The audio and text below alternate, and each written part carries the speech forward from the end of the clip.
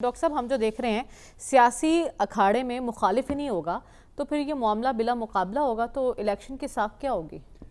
देखिए, ये सारा जो मामला जिसका तस्करा हो रहा है इस पे क्या तबसरा करें, क्योंकि अफसोस ही का इजहार किया जा सकता है। जिसको ज़रा भी जमहूरियत का कोई अंदाज़ा है या फेयर एंड फ्री इलेक्शंस का अंदाज़ा है, वो इनको देख के या तो रोएगा या हंसेगा इस बात पर कि कौन लोग हैं जो एडवाइस कर रहे हैं इस वक्त। देखें ना, स्टेट जब चलती है उसको कोई एडवाइस करता है, गाइड करता है। क्या ये केयरटेकर गवर्नमेंट्स एडवाइस कर रही हैं जिसकी वजह से ये हो रहा है? एक फ्रेमवर्क होता है, गाइड, उसके अंदर आप काम करते हैं। कौन गाइड कर रहा है? जो ये थॉट प्रोसेस है ये इतना डेंजरस है कि हमने माजी से सबक नहीं हासिल किया है। माजी में भी जो पाकिस्तान के साथ हादसा हुए हैं उसकी बुनियाद थॉट प्रोसेस पे थी, एक सोच पे थी, एक तसव्वुर पे थी, एक आइडिया पे थी कि हमने ये नहीं होने देना, हमने ये करना है और हम इस तरह चलाएंगे। अब मुझे तो एक पैटर्न नज़र आता है। देखिए, इससे पहले नॉमिनेशन जब सबमिट हो रही थी उस वक्त भी एक पैटर्न था। नॉमिनेशन जब सबमिट हो रही थी, पकड़ धकड़ चल रही थी और रोका जा रहा था, कागजात छीने जा रहे थे।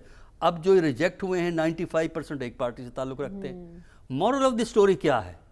मॉरल ऑफ द स्टोरी बड़ा सिंपल है। क्या? जो अब तक इलेक्शन के सिलसिले में कार्रवाई हुई है, पीटीआई को छोड़ दो, या इंडिपेंडेंट इलेक्शन लड़ो या किसी और पार्टी से इलेक्शन लड़ो। अच्छा। उधर नहीं आप जा सकते।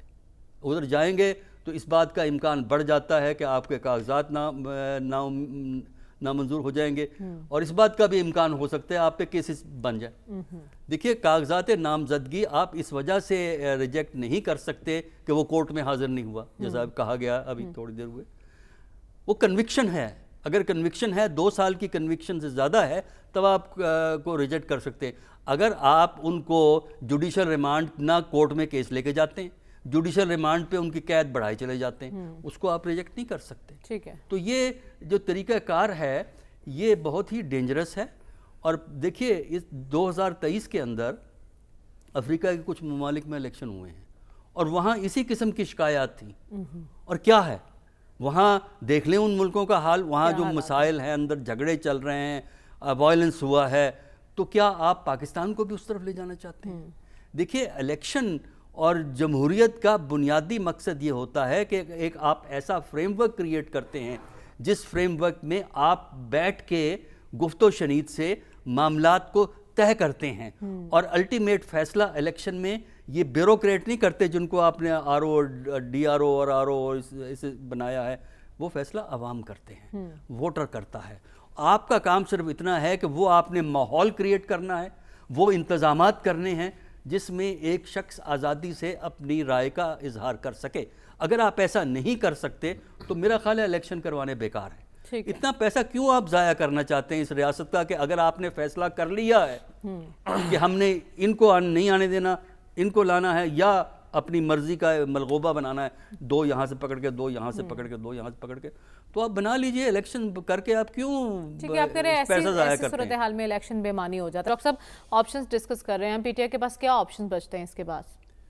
ये डॉक्टर साहब से पूछे ना, ये निगरान वज़ीर आला रहे हैं कि निगरान वज़ीर आला की निगरानी कौन करता है?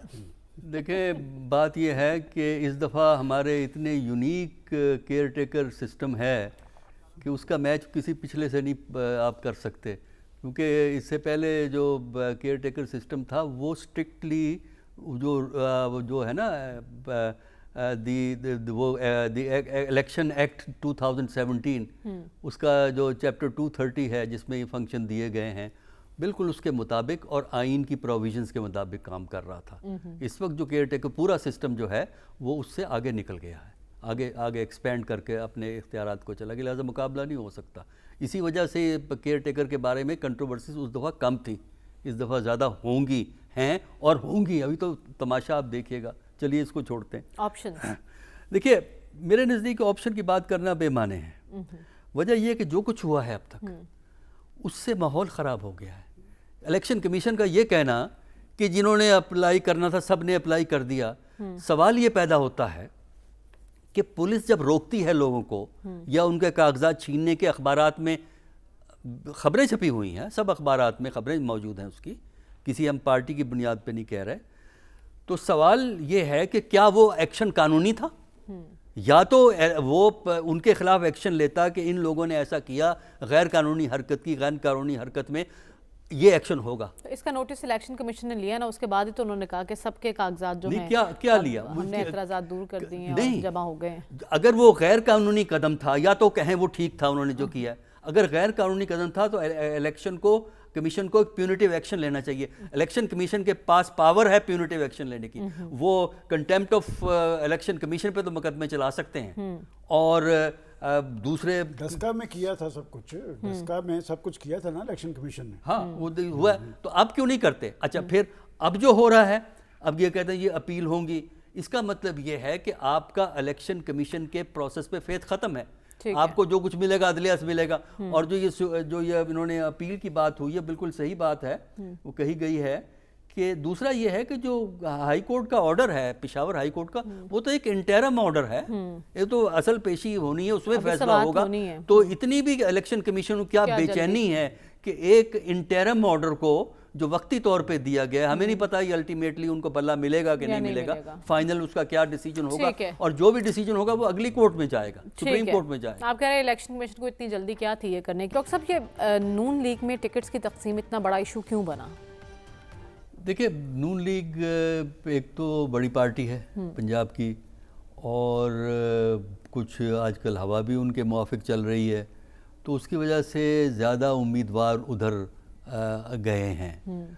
और जब ज़्यादा उम्मीदवार हों तो फिर सिलेक्शन का प्रोसेस जो है वो बड़ा मुश्किल हो जाता है, क्योंकि फिर उसके लिए लॉबिंग की जाती है। मेरिट तो लॉबिंग है ना इसके अंदर, ये तो नहीं है ना। दूसरा, आपकी ये कैपेबिलिटी देखी जाती है कि इलेक्शन के लिए पैसा पूसा है आपके पास, खर्च कर सकते हैं कि नहीं कर सकते। तीसरा जो इसमें लॉबिंग का जो एलिमेंट होता है वो ये है कि जो टॉप हायरार्की है किसी भी पार्टी की, यहाँ हम PMLN की बात कर रहे हैं, उस टॉप हायरार्की में आपके लिए कुछ सपोर्ट मौजूद है कि नहीं है। जिस तरह आपने कहा ना कि हमजा ने गुफ्तगू की, तो और लोगों की भी तरजीहात होती हैं। इसको हम ये नहीं कहते ग्रुप्स का लफ्ज़ स्ट्रॉन्ग होता है, इसको हम ये कहेंगे कि वहाँ चूँकि ये पार्टियाँ जमहूरी नहीं है पाकिस्तानी कोई भी पार्टी, तो उसकी वजह से आपका रिश्ता टॉप लीडरशिप में किस किस्म का है और किसके साथ है, और फिर म्यूचुअल डिस्ट्रस्ट और म्यूचुअल नाराज़गियाँ भी एक दूसरे से होती हैं। उसकी बुनियाद पर जो है मुख्तलिफ लीडरान अपनी कोशिश करते हैं कि उनकी पसंद के लोग ज़्यादा होंगे तो उनकी वाह ज़्यादा होगी, और इसकी वजह से भी ये पॉलिटिक्स जो है पार्टीज़ के अंदर जो बढ़ जाती है। PMLN के अंदर आपको ये नज़रिया, और पंजाब में किसी पार्टी में नज़र नहीं आ रही इस किस्म का जो मसला ये है। तो इसमें दूसरा ये है कि जो इन्होंने शुरू किया हुआ है ना काम, के वो 15 मीटिंगें, 16 मीटिंगें, 17 मीटिंगें, और मीटिंग क्या होती है, सारे लोगों को इकट्ठा किया हुआ है। असूलन तो ये है कि अगर आप कैंडिडेट का इंटरव्यू करना चाहते हैं, वो आपकी पैनल जो इंटरव्यू करती है और कैंडिडेट बैठे हों, उस कॉन्स्टिट्यूएंसी के लोग बैठे हों।